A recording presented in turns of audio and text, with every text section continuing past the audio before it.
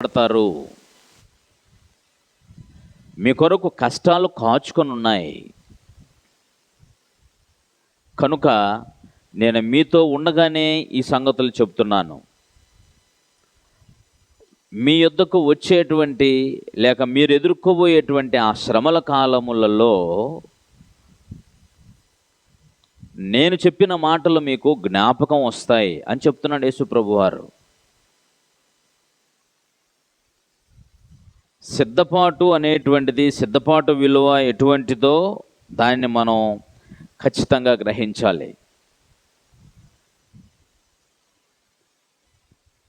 యేసుప్రభు వారు తన శిష్యులని లేక అపోస్తులని సిద్ధపరుస్తున్నది దేని కొరకు అంటే రాబోయే కష్టకాలం కొరకు.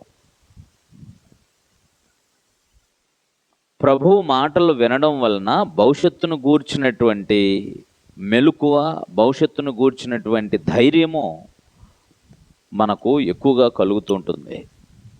చాలామందికి అది అర్థం కాక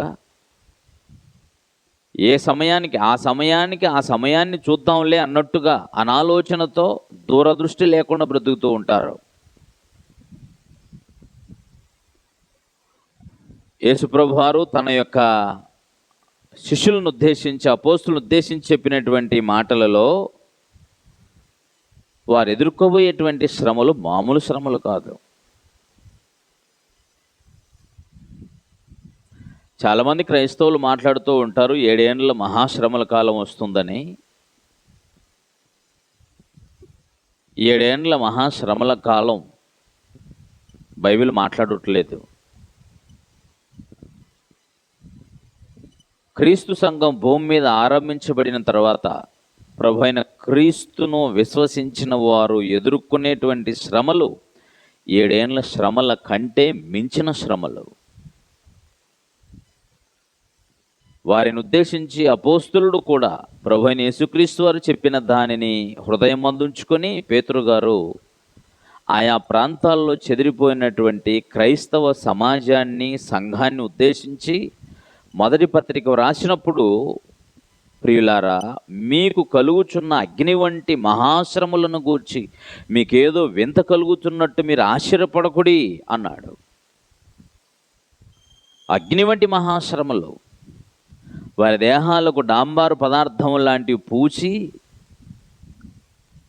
అంటే డాంబారు లాంటి పదార్థాన్ని వారి దేహాలకు రాసి ఒక స్తంభానికి కట్టేసి వారికి నిప్పు పెడితే దాని నుంచి వచ్చేటువంటి వెలుతురు వలన, కాల్చబడుతున్న వారి దేహంలో వస్తున్న ఆ మంట వలన విందు చేసుకున్నారు ఆ కాలంలో చాలామంది క్రైస్తవ వ్యతిరేకులు.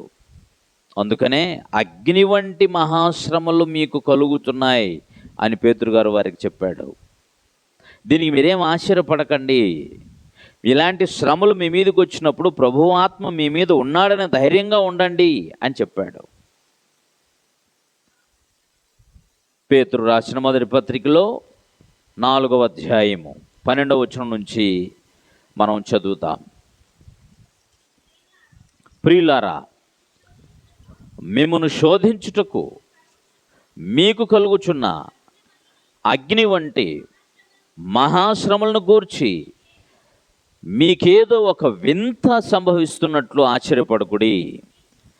క్రీస్తు మహిమ బయలుపరచబడినప్పుడు మీరు మహానందముతో సంతోషించు నిమిత్తము క్రీస్తు శ్రమలలో మీరు పాలివారయున్నంతగా సంతోషించుడి.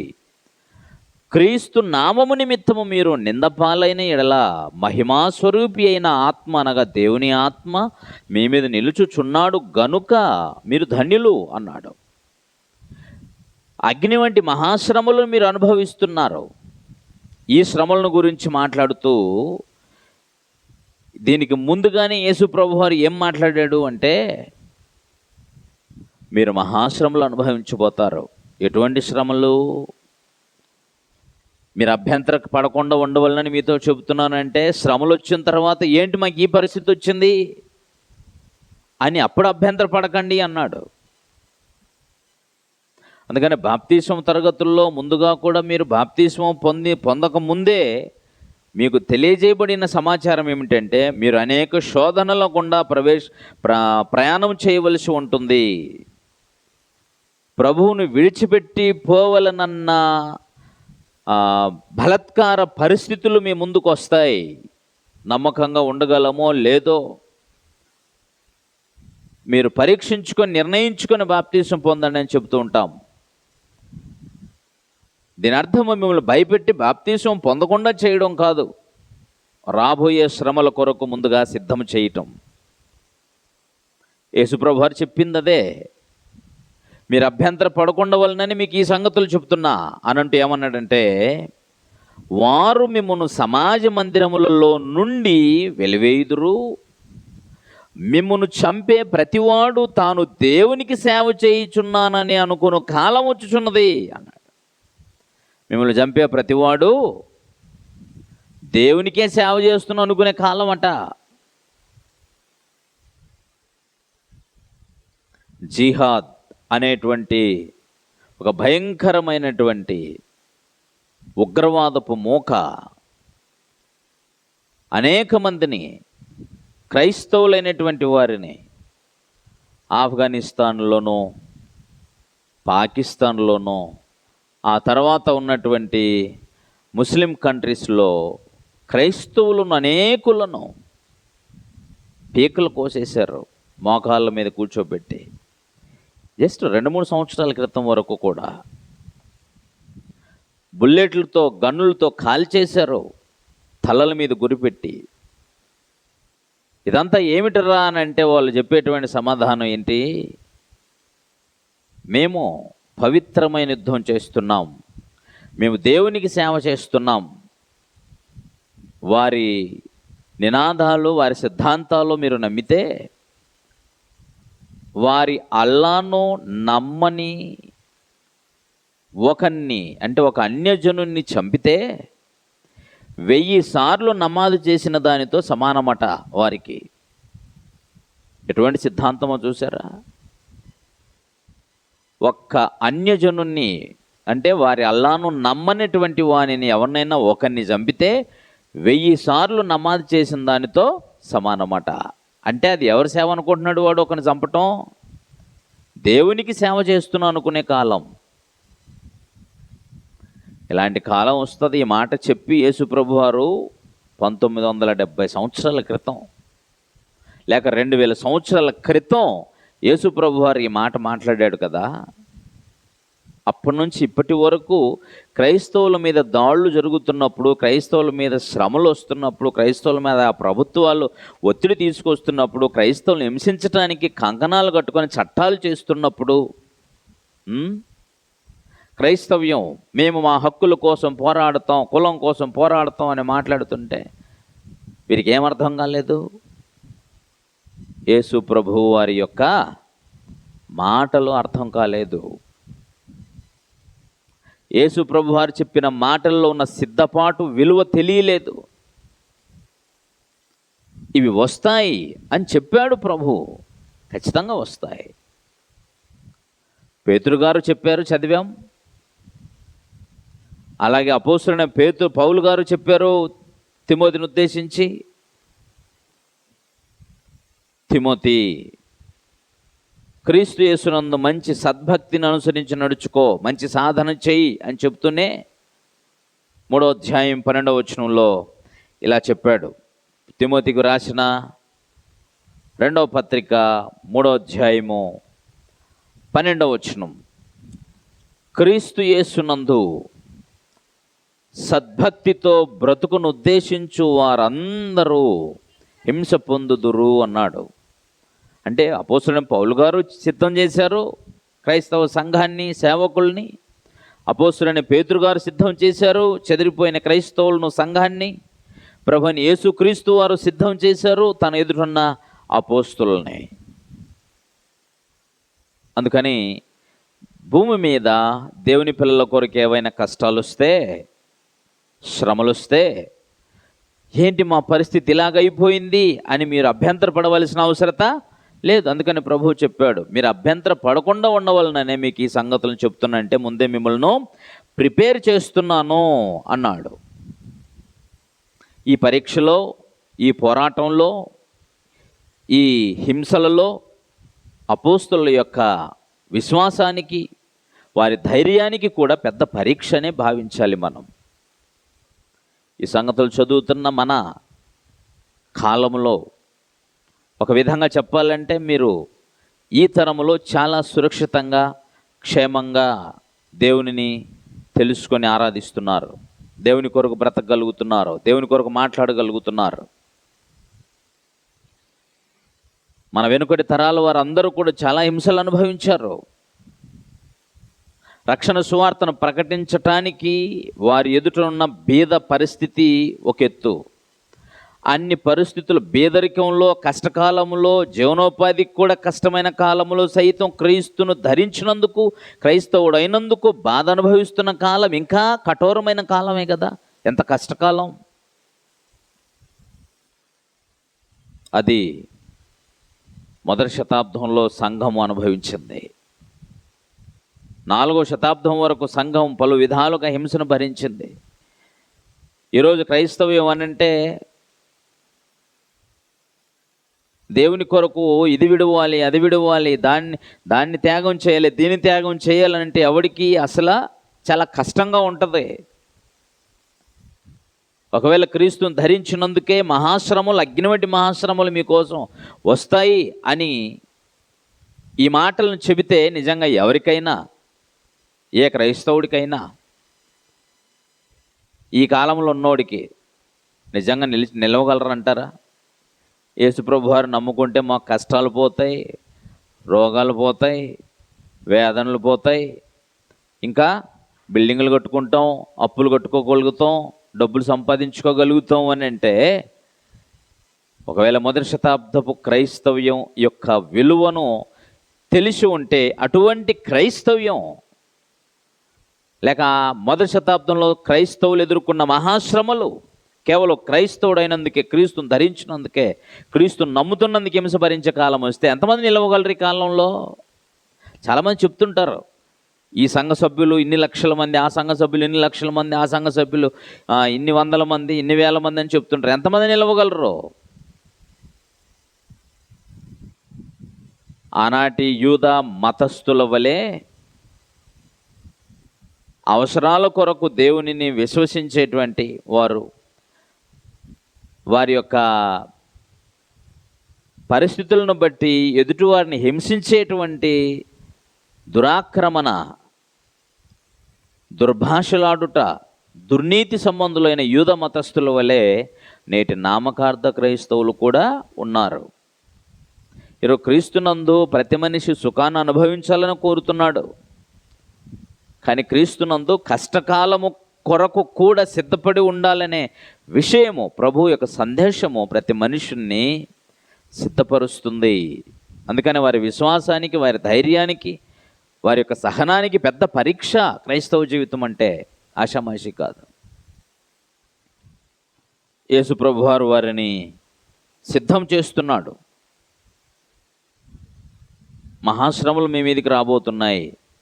అందుకనే పేతురు గారు చెప్పినట్టు, మీరు క్రీస్తు నిమిత్తమై నింద భరిస్తున్నప్పుడు మహిమాస్వరూపిగా ఆత్మ మీద నిలుచున్నాడని తెలుసుకొని సంతోషించండి అన్నాడు. యేసుప్రభు వారు చెప్పింది అదే. నేను వెళ్ళిపోతున్నా, మీరు మహాశ్రమలు అనుభవిస్తారు, మీరు అభ్యంతర పడొద్దండి, నేను వెళ్ళిపోతున్నా, నేను వెళ్ళిపోయి వేరొక ఆదరణకర్తను మీ యొద్దకు పంపిస్తాను. ఎవరైనా? పరిశుద్ధాత్మనే. శ్రమల కాలంలో పరిశుద్ధాత్మ మీలో ఉండి, మీతో ఉండి మిమ్మలను ధైర్యపరిచి నడిపిస్తాడు అనేటువంటి విషయాన్ని జ్ఞాపకం చేస్తున్నాడు. కాబట్టి సిద్ధపాటు యొక్క విలువను గూర్చి ప్రతి మనిషి కూడా గ్రహించాలి. నేనేం చెప్తున్నానంటే, మీకు చెప్పాలనుకున్నటువంటి చాలా చిన్న విషయాలు. ఎందుకంటే ఈ విశ్వాస జీవితంలో మహాశ్రమలు ముందున్నాయి. రాబోయే దినములలో మీరు క్రైస్తవులుగా ఉంటారో ఉండని పరిస్థితులు వస్తాయో తెలియదు అని ప్రభువు వారిని హెచ్చరిక చేసి సిద్ధపరిచాడు. దీనిని మీరు క్రీస్తు సంఘములో దేవుని ఆరాధించటానికి, దేవుని కొరకు బ్రతకడం కొరకు, ముందు సిద్ధపాటు అనేటువంటిది అవసరమనే సంగతిని మీరు మర్చిపోకూడదు. ఈ ఆదివారం నేను దేవునిని ఆరాధించటానికి వెళ్ళలేకపోతే నెక్స్ట్ వీక్లో నేను ఉంటానో లేదో తెలియదు. ఏ జబ్బు చేసి నేను పడక మీద పడుకుంటానేమో, ఇంట్లో పడుకోవలసి వస్తుందేమో, నాకు ఎటువంటి శ్రమలు నా కొరకు ముందు పొంచి ఉన్నాయో, కాబట్టి నేను దేవుని సన్నిధిని ఆరాధనను మిస్ అవ్వకూడదు అనేటువంటి సిద్ధపాటు కలిగి ఉండాలి. ఈ వారం మిస్ అయిపోతే వచ్చే వారానికి పరిస్థితులు ఎలా ఉంటాయో నా చేతిలో లేవు కదా. ఉన్నాయా మీ చేతిలో? అంతేకాదు, నేను సిద్ధపాటు కలిగి దేవుని ఆరాధించడానికి వెళ్ళకపోతే వ్యర్థమైన ఆరాధన చేసి ప్రభు చేత శిక్షించబడుతునేమో. దేవుని ఆలయంలో సేవ జరిగించడానికి వెళ్ళిన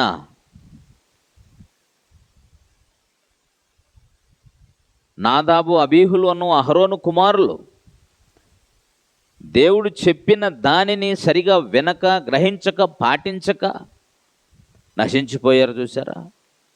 చచ్చిపోయారు. అక్కడే దేవుని మందిరంలో కాలిపోయారు. దేవుని ఆరాధించేటువంటి సమయంలో, దేవుని సముఖానికి వెళ్తున్నటువంటి సందర్భంలో దేవుని ఆరాధించుటకు సరైన ప్రేరణతో సిద్ధపడ్డారు, కానీ సరైన ఆలోచనతో దేవుని సముఖానికి వెళ్ళని అననీయ సప్పీరాలు ఆ రోజు చచ్చిపోయారు. కనుక దేవుని సముఖానికి నేను సిద్ధపడి వెళ్ళాలి అనేటువంటి విషయము చరిత్ర మనకు చాలా గొప్ప పాఠం నేర్పుతుంది. దేవుని ఆరాధించడానికి సిద్ధపాటు లేకుండా వెళ్ళకూడదు. గుర్తుంచుకోండి, నేను చెప్పాలనుకుంది ఇదే. సిద్ధపాటు అనేటువంటిది నిన్ను అనేక విధాలుగా దేవుని ఎదుట నిర్దోషినిగా ఉంచుతుంది, నిన్ను యథార్థవంతునిగా ఉంచుతుంది, నిన్ను బలపరుస్తుంది. సిద్ధపాటు అనేది ముందు ఏ పరిస్థితి వచ్చినా దానికి నువ్వు ముందే సిద్ధపడగలవు. నేను దేవుని సన్నిధికి వెళ్ళాలి అనే సిద్ధపాటు నీకు ముందు రోజే ఉన్నట్లయితే నెక్స్ట్ నీ ఆరాధన సమయానికి ఇంకేది, ఎటువంటి పని వచ్చినా, ఎటువంటి కారణాలు, అభ్యంతరాలు, ఎటువంటి పరిస్థితులు ఎదురైనా నువ్వేమనుకోండి, ఏం డిసైడ్ అయిపోతావు? నేను ఆరాధనకు వెళ్ళుటకు సిద్ధపడి ఉన్నాను, కాబట్టి నేను దేనికి ఇప్పుడు వెళ్ళలేను. ఖచ్చితంగా నేను ఆరాధనకే వెళ్ళాలి, ఎందుకంటే ముందు రోజు నుంచి సిద్ధపడి ఉన్నాను. ఏ పని లేకపోతే ఆరాధనకి వెళ్ళటం అది ఆరాధన సిద్ధపాటు కాదు. ఏదో పని వచ్చేస్తే ఆ సమయానికి ఎక్కడికో వెళ్ళిపోయేసి వద్దామని అనుకున్నాను, కానీ అర్జెంటుగా ఈ పని వచ్చి పడింది, వెళ్ళలేకపోయానంటే ఇది సిద్ధపాటు లేని స్థితి. అంటే పని పాట లేకపోతే నేను దేవుని సన్నిధికి వెళ్తాననే అనాలోచనగా ఉండటం అన్నమాట. అందుకనే దేవుని సన్నిధికి వెళ్ళటానికి ముందు రోజే సిద్ధపాటు అనేటువంటిది గ్రంథంలో ఇశ్రాయేల్ ప్రజలకు ఇచ్చినటువంటి గొప్ప మెలకువ. సిద్ధపాటు అవసరం. నేను దేవుని సముఖానికి వెళ్ళవలనని నిశ్చయత, సిద్ధపాటు కలిగి ఉన్నప్పుడు ఆ సమయము వరకు నా ఎదుటకు వచ్చేటువంటి ప్రతి అభ్యంతరాన్ని తోసిపుచ్చేస్తాను, ప్రతి ఆటంకాన్ని తోసిపుచ్చి నేను దేవుని ఆరాధనకు వెళ్ళగలుగుతాను. సిద్ధపాటు లేకపోతే సరే దీనికి వెళ్ళొద్దాం, నెక్స్ట్ వీక్ వెళ్ళొచ్చు, నెక్స్ట్ వీక్ నీ చేతిలో ఉందా? కాబట్టి మనిషి అనాలోచనగా బ్రతకటానికి అలవాటు చేసుకున్నాడు. దేవుని సన్నిధిలో వెళ్ళడం కొరకు, బ్రతకడం కొరకు మనిషికి సిద్ధపాటు అవసరం. సిద్ధపాటు లేనటువంటి వ్యక్తి భక్తిలో నిలవలేడు. సిద్ధపాటు లేని వ్యక్తి దేవుడు కోరిన యథార్థమైన ఆరాధన చేయలేడు. సిద్ధపాటు లేని వ్యక్తి క్రీస్తు రాకడ కొరకు కూడా ఎదురు చూడలేడు. సిద్ధపాటు లేని వ్యక్తి మహాశ్రమలలో ధైర్యంగా, విశ్వాసంతో నిలవలేడు. సిద్ధపాటు కలిగిన వాడు, అన్నిటికీ సిద్ధపడినవాడు ప్రతి పోరాటాన్ని, ప్రతి ఆటంకాన్ని, ప్రతి అభ్యంతరాన్ని ఎదిరించగలిగి ధైర్యంగా ప్రభు సన్నిధిలో ఉండగలడు. కనుకనే సిద్ధపాటు విలువ అనేటువంటిది చాలా అవసరం. హాస్పిటల్లో బిల్లు ఎక్కువైపోద్ది కనుక మరి రోగాలు, ఏ రోగం ఏ రూపేణ వచ్చి ఏ యాక్సిడెంట్ ఏ విధంగా మన మీద దాడి జరుగుతుందో అనే ఆలోచనతో చాలామంది ఈ మధ్యకాలంలో హెల్త్ ఇన్సూరెన్స్ కట్టుకున్నారు. సిద్ధపాటు, ఏ రోగం ఏదొచ్చి ఎప్పుడు పడుతుందో ఏమో తెలియదు, ఆ సమయానికి మన దగ్గర డబ్బు ఉండదు, కాబట్టి ఉండగానే నెలకింత ఇన్సూరెన్స్ కట్టేసుకుందాం, లేక సంవత్సరానికి ఇంత కట్టేసుకుందాం అనేటువంటి ఆలోచనతో ఉంటారు. అర్థమవుతుందండి? భూమి మీద బ్రతకడానికి ఉన్న సిద్ధపాటు. స్త్రీలు రేపు ఏం వంట చేయాలో ముందు రోజే సిద్ధపడిపోతారు. దేవుని సన్నిధికి వెళ్ళటానికి సిద్ధపాటు ఉండదు. చాలా దుర్భరమైన దుర్నీతి సంబంధమైన కార్యం అది. కనుకనే సిద్ధపాటు అనేటువంటిది నిన్ను అనేక విధాలుగా ప్రయోజకురాలని చేస్తుంది. సిద్ధపాటు లేని క్రైస్తవ జీవితం కాదు. కాబట్టి బాగా ఆలోచన చేసి దేవుని సముఖానికి సిద్ధపడి రావాలని ప్రేమతో మీకు తెలియచేస్తున్నాను. ప్రార్థన చేసుకుందాం. కన్న తండ్రి, నీ ఘనమైన నామానికి స్తోత్రములు నాయన. భూమి మీద అల్పాయుష్ను కలిగి ఉన్న మేము రాబోయే విపత్తుల విషయాల్లో ముందే మేల్కొల్పబడుటకు గాను, అభ్యంతరపడి వెనుక తీసి నశించిపోకున్నట్టుకు గాను మా ప్రభు అయిన క్రీస్తు యేసు ద్వారా నాటి అపోస్తుల ద్వారా ఆనాటి క్రీస్తు సంఘానికి, తరతరాలుగా ఉన్న క్రైస్తవ సంఘానికి సిద్ధపాటు యొక్క విలువను జ్ఞాపకం చేసిన విధానం కొరకు స్తోత్రాలు నాయన. విన్న వాక్యం హృదయాల్లో ఫలింపనివ్వండి. మేము ప్రతిసారి నీ సముఖానికి వచ్చినప్పుడల్లా మమ్మల్ని సిద్ధం చేసుకుని వచ్చుటకు కృపతో జ్ఞాపకం చేసుకొని దీవించండి. మీ ప్రేరణకు లోబడి మీ ఆత్మచేత నడిపించబడిన వారై సర్వసత్యంలోనికి నడిపించబడుటకు సహాయము చేయండి. మా దీన ప్రార్థన మీ కుమారుడు మా ప్రభు అయిన క్రీస్తు నామమున ప్రార్థించి వేడుకొనుచున్నాం తండ్రి. ఆమేన్. అందరికీ వందనాలు.